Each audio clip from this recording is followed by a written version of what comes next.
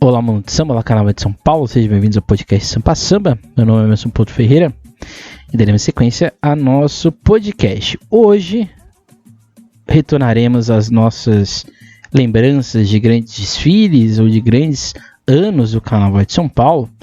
E hoje voltamos ao nosso quadro O Enredo Uma História. Para quem não sabe, o Enredo Uma História ele surgiu no Sambistas da Depressão e depois, quando o podcast ele estava na SASP, eu mudei o nome, né? Se eu não me engano era o Samba Uma História. Já que a gente voltou para o Sambistas da Depressão, então a gente retorna também ao nosso quadro com o nome original, até porque agora não vai ter conflito ali de um formato semelhante, né? Então, voltamos então a Um Enredo Uma História, só sobre São Paulo, agora a gente vai falar. Um Enredo Uma História, antigamente a gente falava do Rio, São Paulo, Vitória e Santos. Em Manaus também, a gente teve um episódio sobre Manaus. Mas hoje a gente vai falar só sobre São Paulo. O nosso podcast, a gente já falou de Vila Maria, a gente falou também recentemente do desfile, meu Deus do céu, qual foi o desfile que a gente falou recentemente?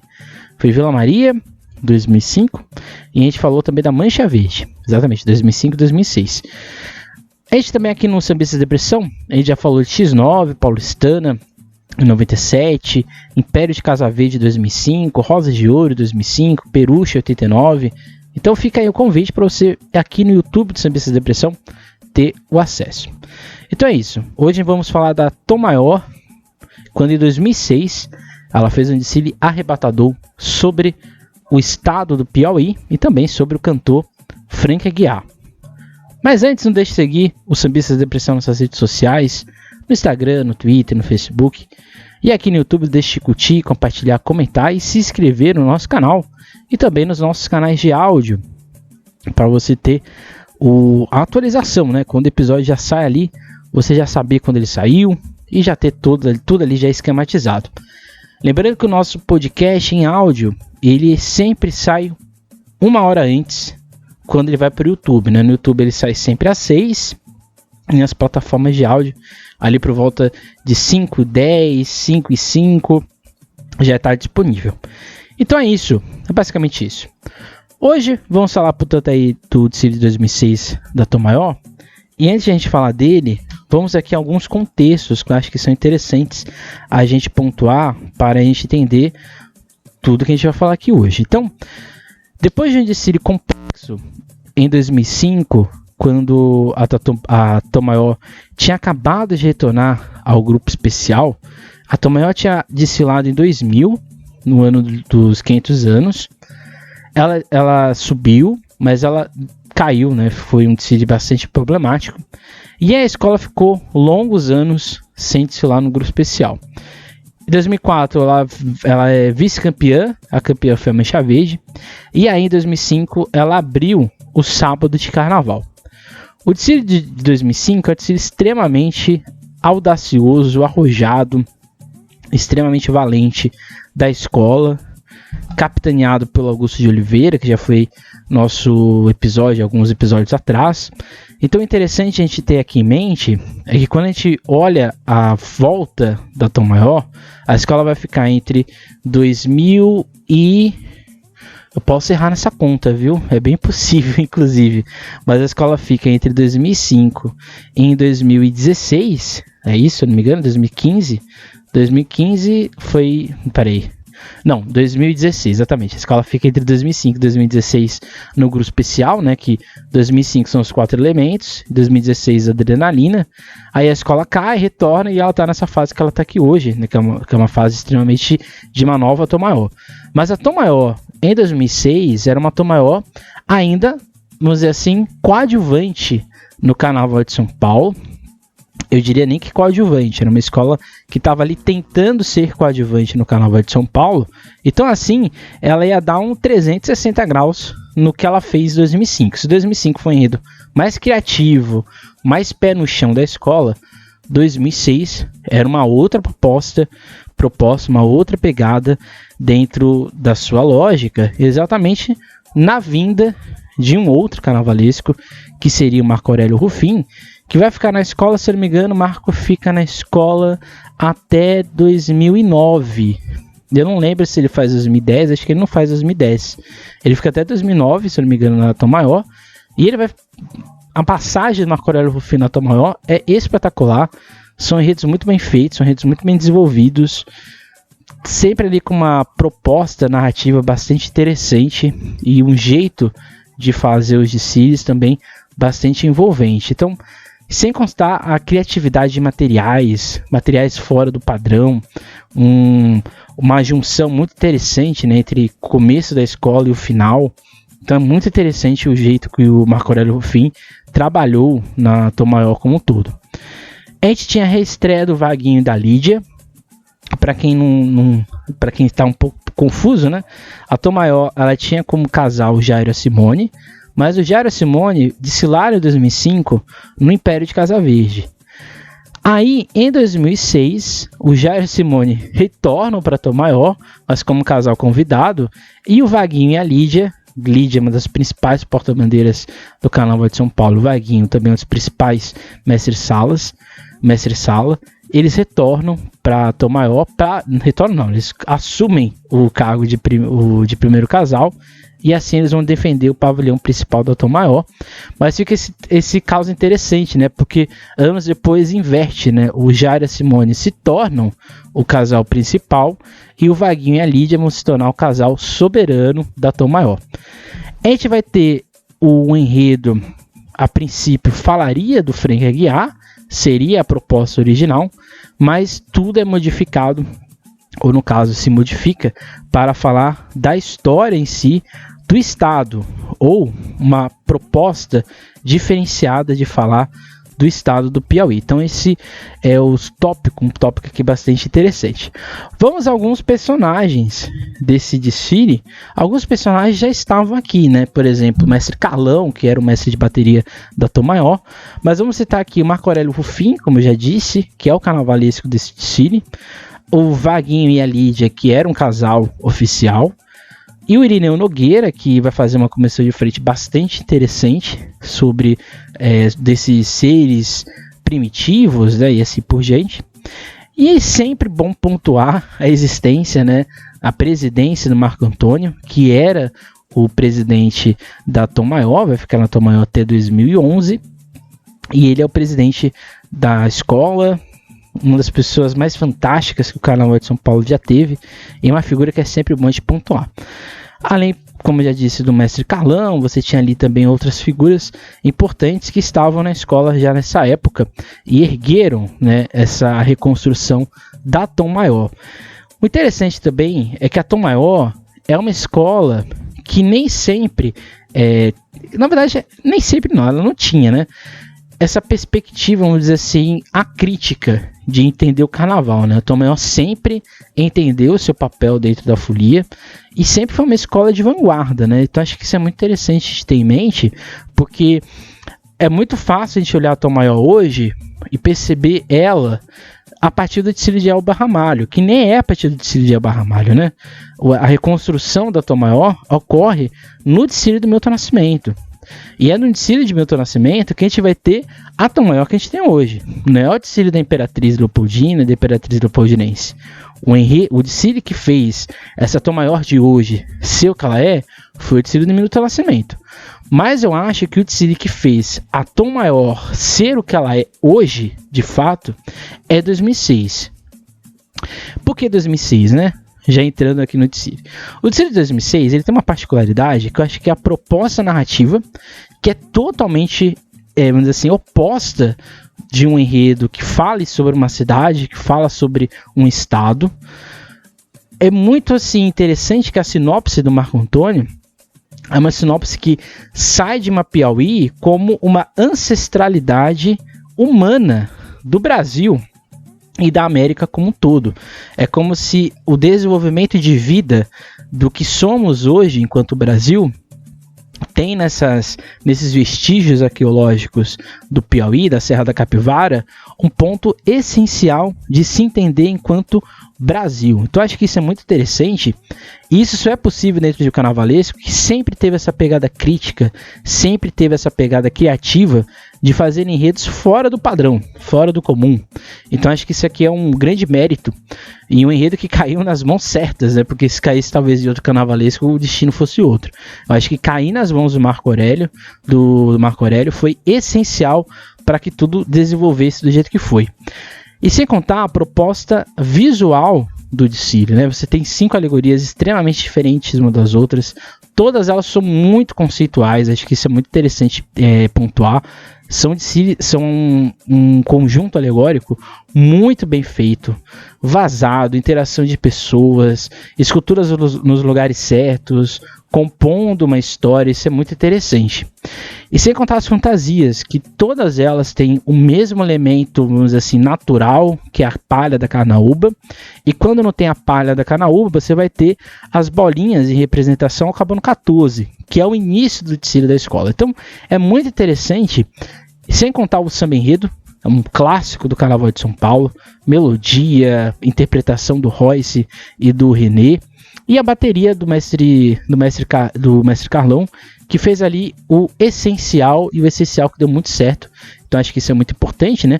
Porque esses personagens que a gente citou aqui, né, todos eles têm uma importância fundamental para o desfile como um todo e para todo o seu desenvolvimento. Então vamos agora aqui para um recorte de jornal que eu acho que é bastante interessante, que é exatamente as cifras, né? Foi um desfile caro da Tom Maior. O patrocínio, né? Com o carnaval cercado orçado, né, em 1 milhão, parte patrocinada pelo governo do Piauí, a Tom Maior vem com enredo Em Grandes Sertões Veredas, o elo perdido se achou, Piauí, a terra do sol me encantou.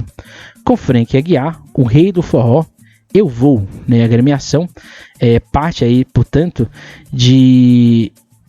dessa lógica pré-histórica.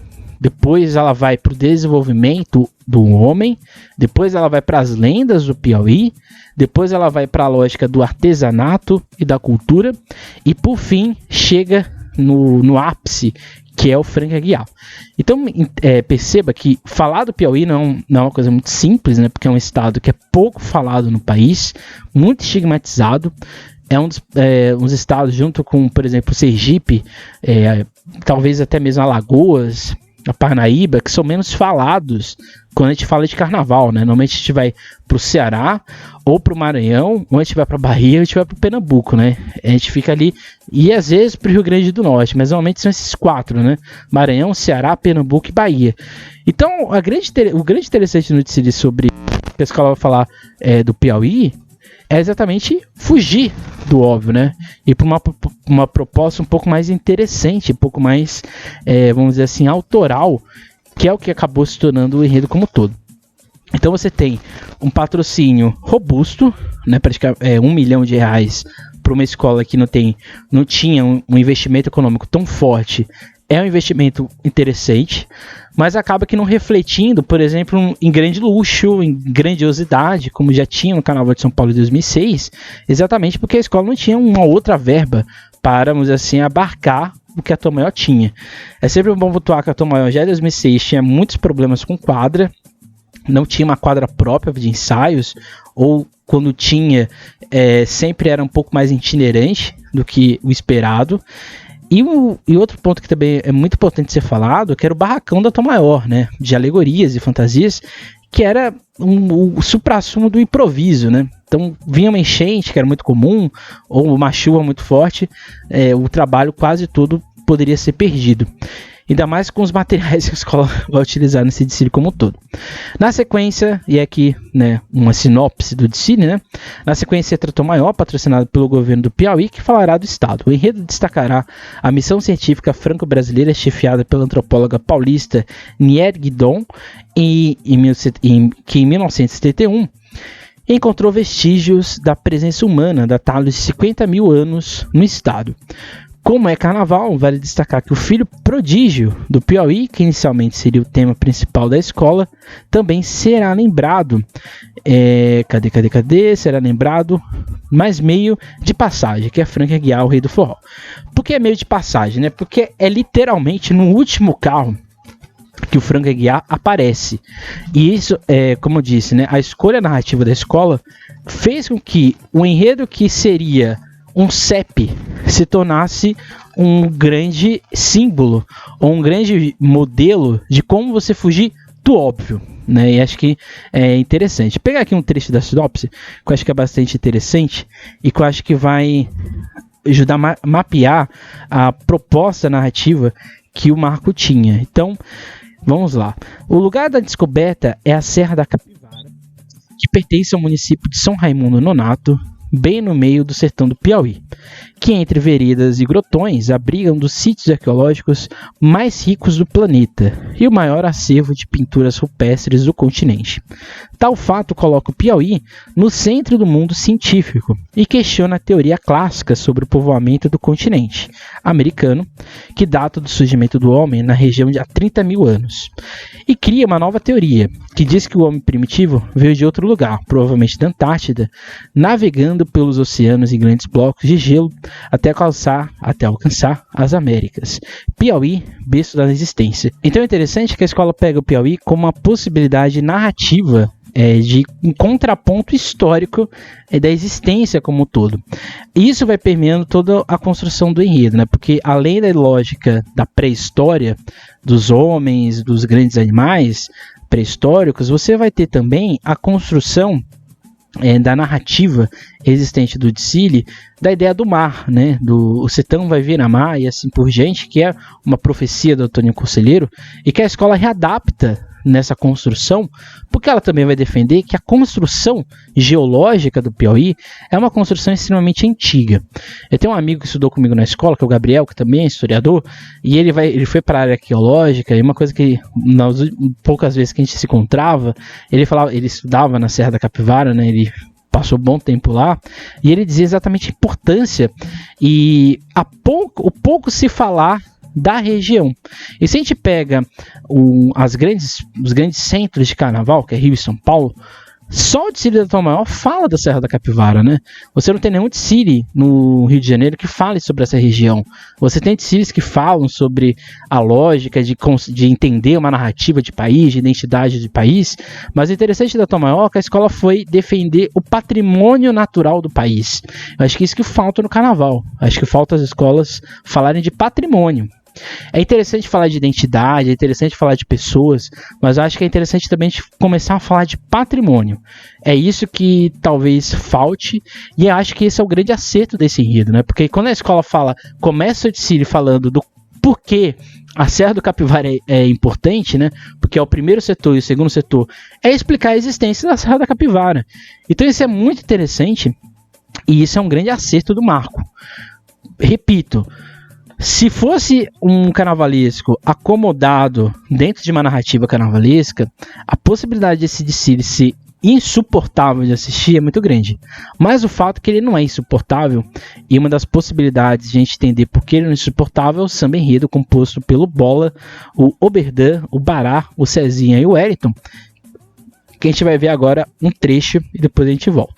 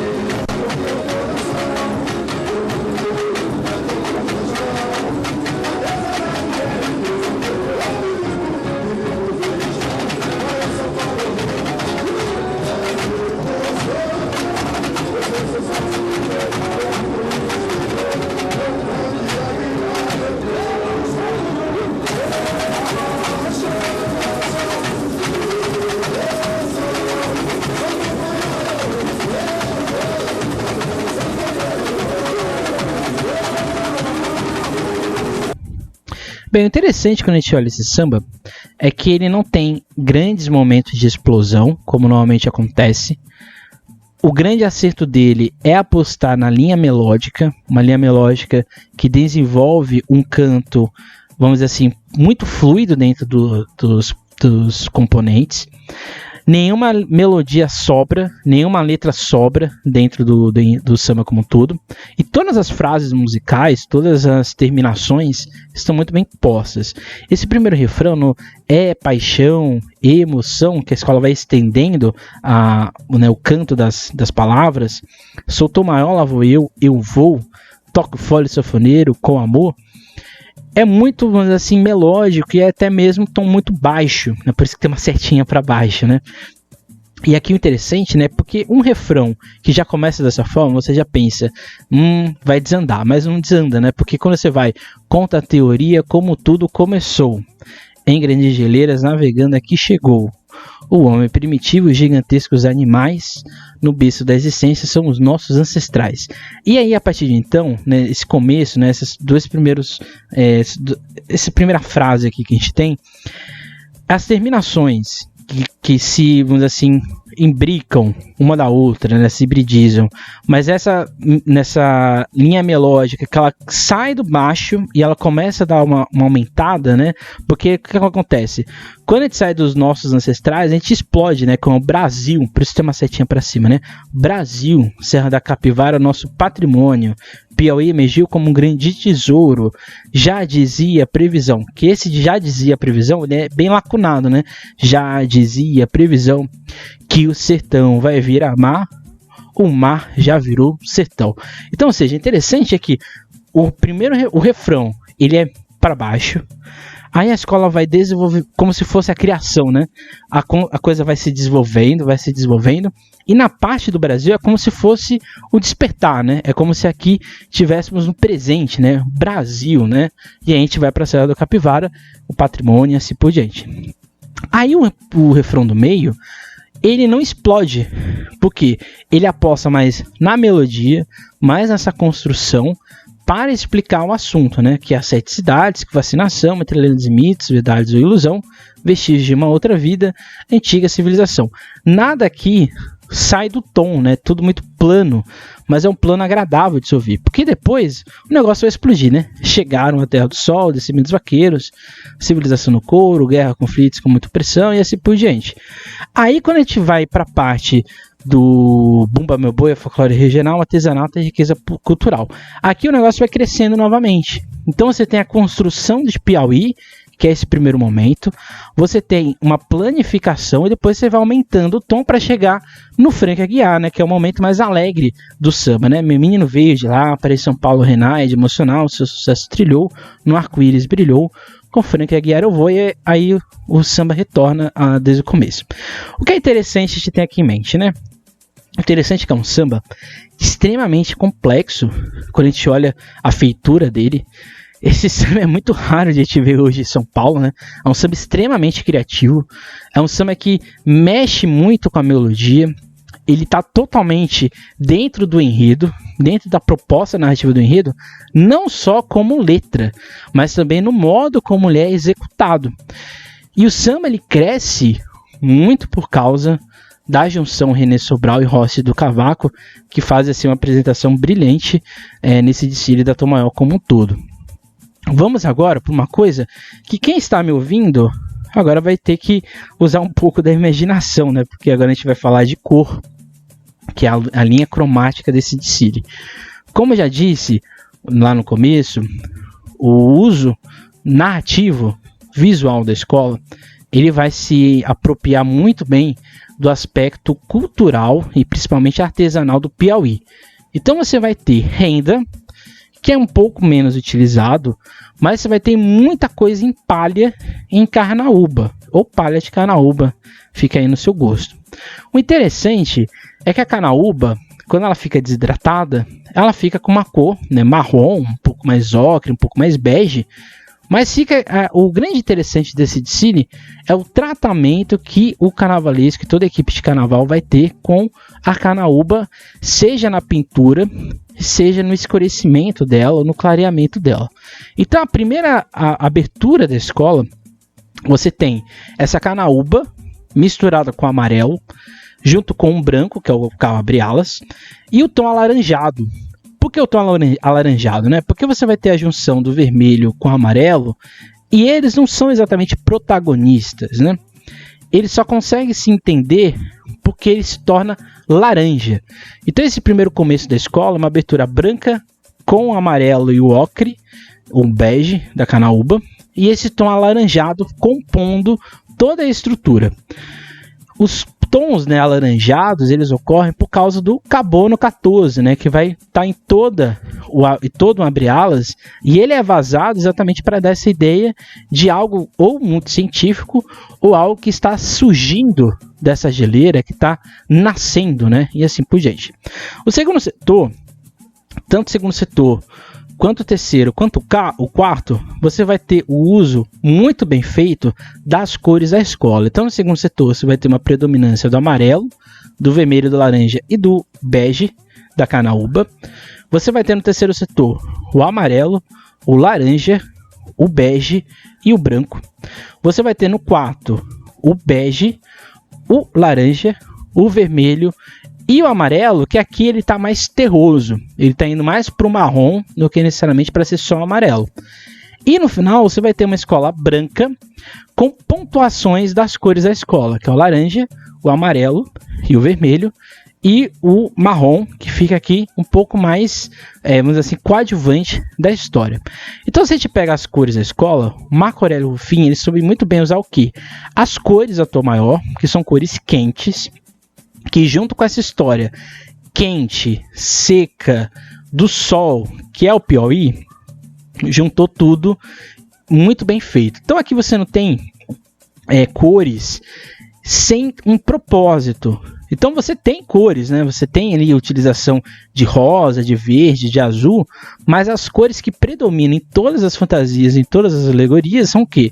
Essas cores mais quentes, cores da escola e cores que fazem lembrar dois pontos que o Piauí é muito famoso, que é exatamente o seco, né? O Piauí é um estado extremamente seco, e o sol, que é um ponto, né? É um coadjuvante, é quase que um personagem principal de toda a lógica existente do estado do Piauí. Eu falo isso porque parte da minha família também é de lá. E vamos agora então à comissão de frente do Irineu Nogueira, uma comissão de frente extremamente interessante, porque você tinha um tripé, que era uma espécie de dinossauro. Esse dinossauro ele era todo feito em estrutura metálica, e ele era vazado, e você tinha para fazer o corpo dele exatamente esteiras, né, de palha, ali um material orgânico. E o interessante é que você tinha lanças, você tinha esses homens primitivos, todos meio que em carnaúba.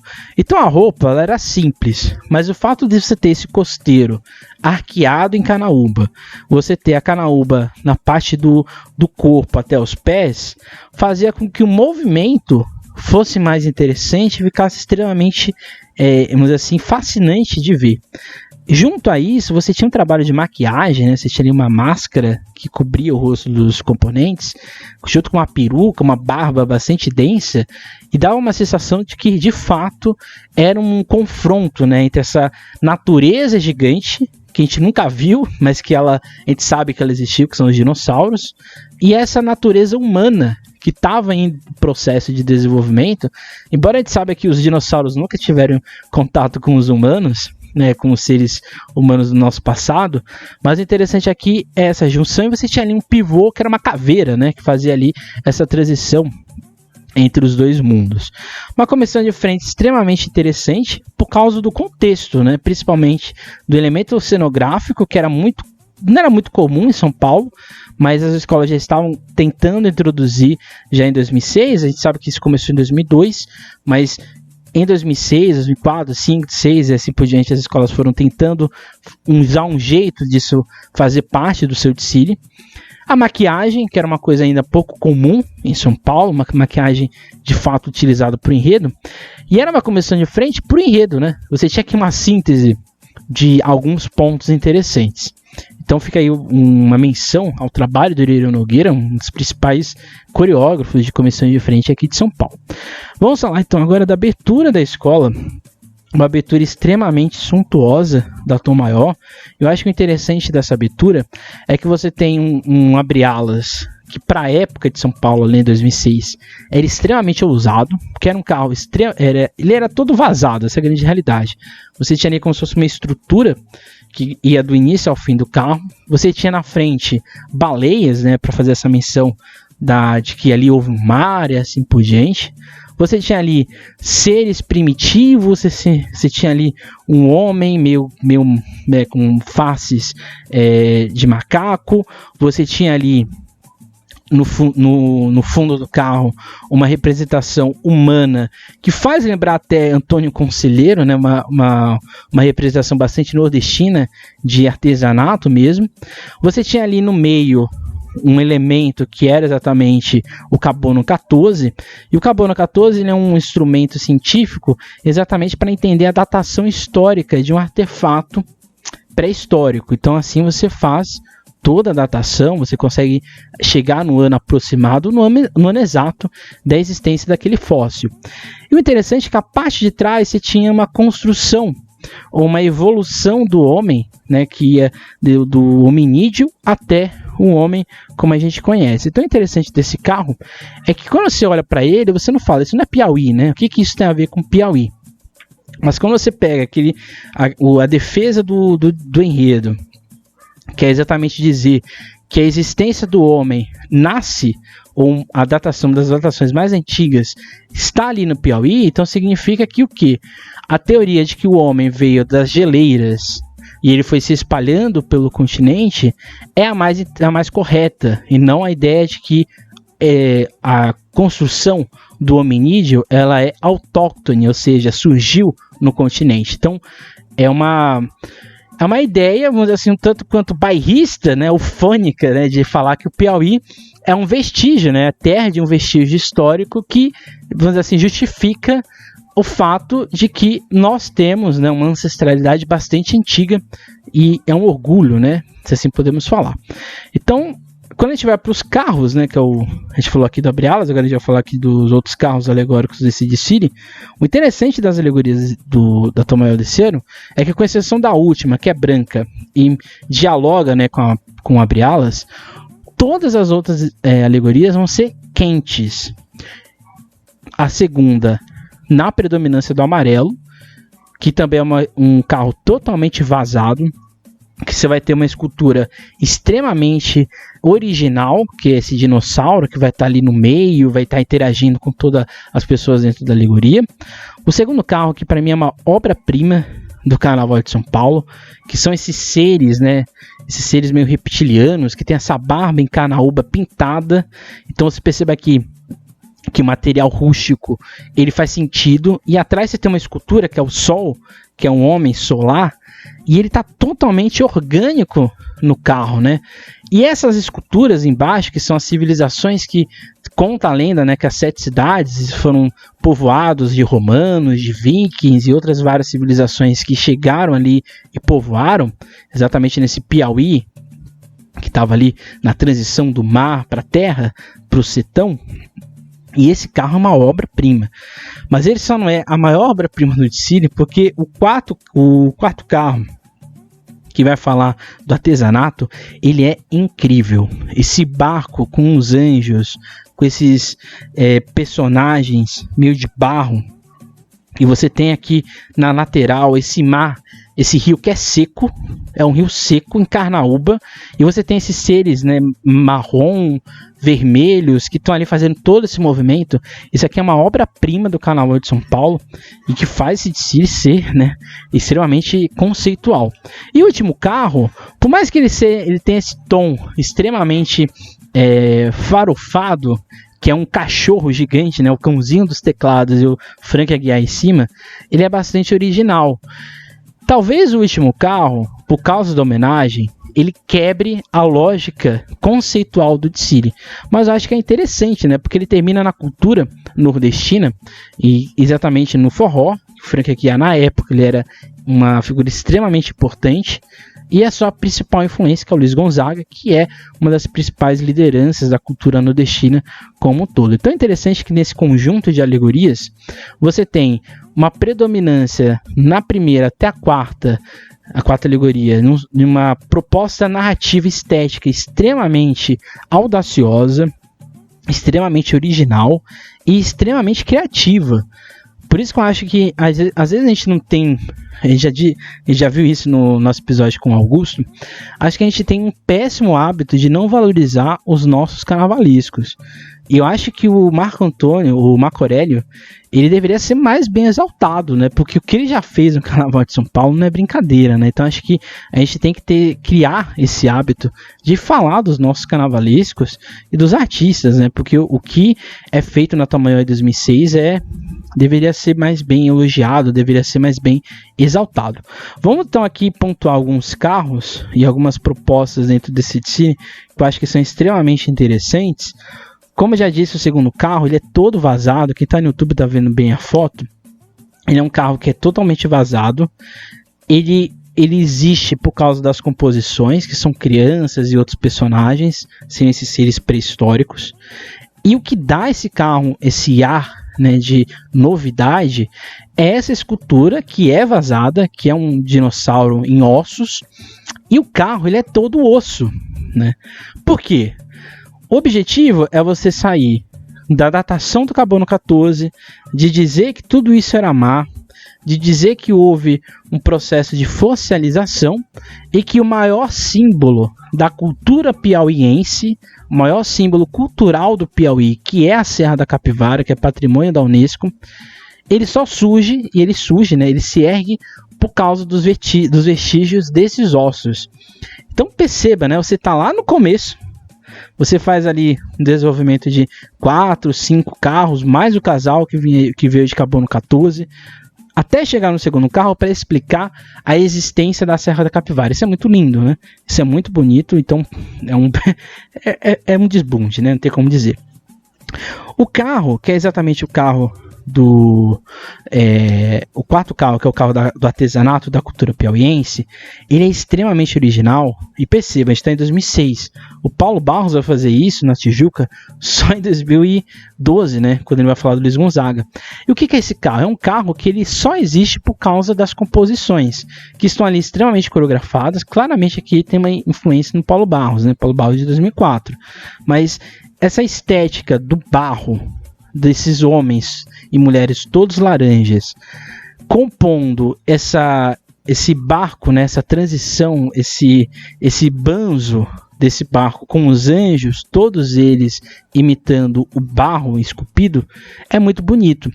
E eu acho que o interessante é a estrutura e a estética, a textura que ele usa nas fantasias, que são fantasias que não são iguais.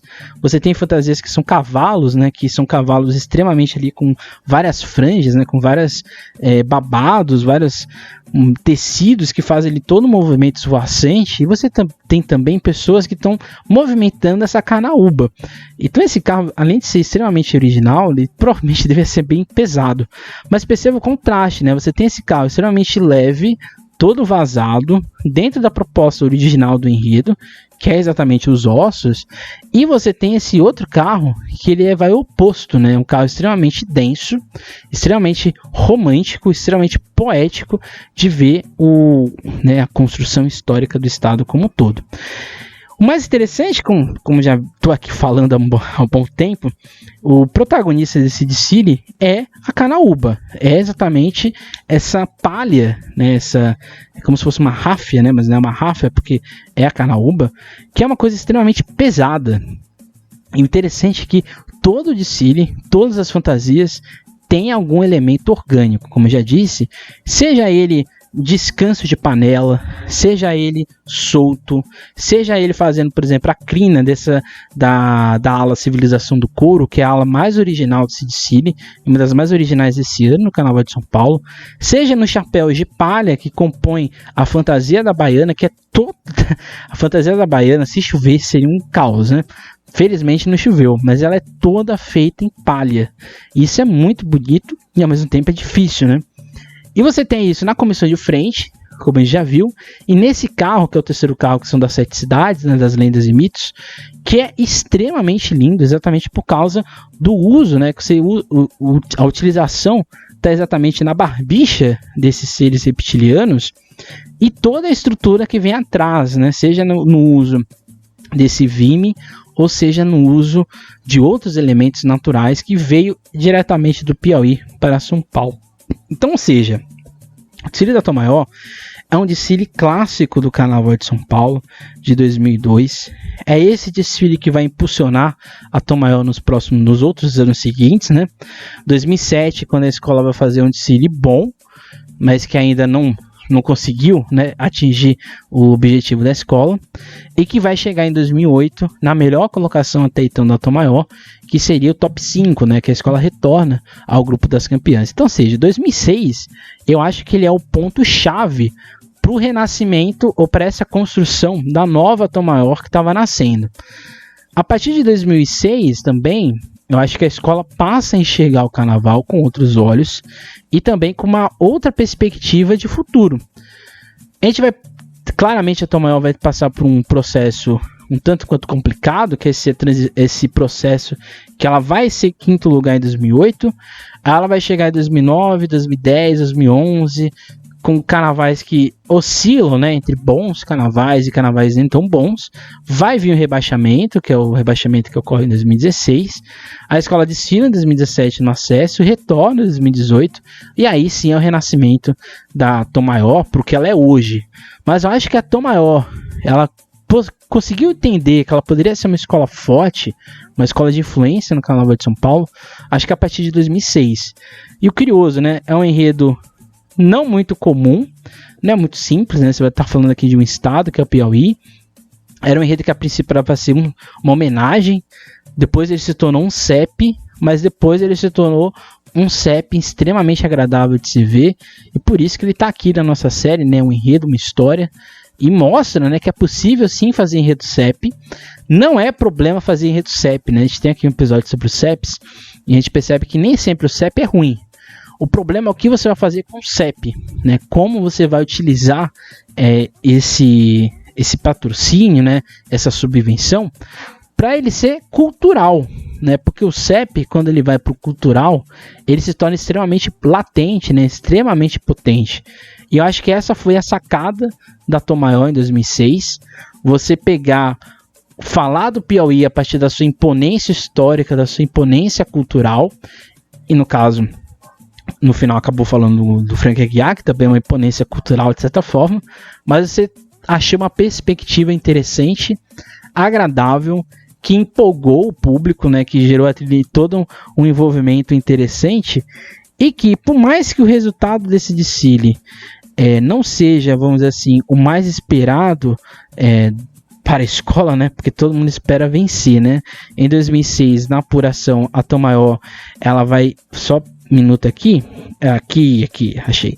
A Tom Maior, ela vai tirar 10 apenas em alegoria, que é o grande cerne do desfile, em bateria, em melodia, em samba enredo, e a escola também vai tirar 10 exatamente, cadê? Só nesses quesitos, né? Melodia, samba enredo, bateria e alegoria. A escola vai terminar a apuração de 2006 exatamente na 10ª colocação, com 289,25, sem grandes riscos de queda e assim por diante. Eu acho, minha opinião, que a Tom Maior fez desfile melhor que a Tucuruvi, que a Águia de Ouro e que a Mancha Verde. Acho que ela poderia facilmente ficar ali numa 6ª colocação, numa 7ª colocação. Acho que ela desfilou bem melhor que a X9, inclusive. Acho que ela poderia facilmente ficar ali na 6ª, na 7ª colocação. Ficou na 10ª, mas não foi esse o problema. Não foi um problema, né? A Tom Maior, como eu já disse, nos outros anos viria a vir fazer grandes carnavais. E hoje está aí, né? Com seus 50 anos de história de vida, presenteando o Carnaval de São Paulo, uma escola, entre aspas, não muito velha, mas também não muito nova, e que se tem aí sua importância, sua relevância, e que tem em 2006 um marco aí do Carnaval de São Paulo, um marco, né, Marco Antônio, Marco Aurélio, né, e assim por diante. Então esse foi o nosso episódio de hoje. Semana que vem a gente vai relembrar um ano inteiro, né? Então, aquele clássico do nosso podcast, que a gente relembra um ano em específico. E é isso, gente. Até a próxima. Não deixe de seguir os Sambistas de Depressão nas redes sociais, no Instagram, no Twitter, no Facebook. Aqui no YouTube, não deixe de curtir, compartilhar, comentar e se inscrever no nosso canal. E nas plataformas de áudio, a mesma coisa. Se inscreva para você ter a atualização na hora que o episódio é lançado. É isso. Até a próxima. Nunca esqueça e nunca deixe de sambar.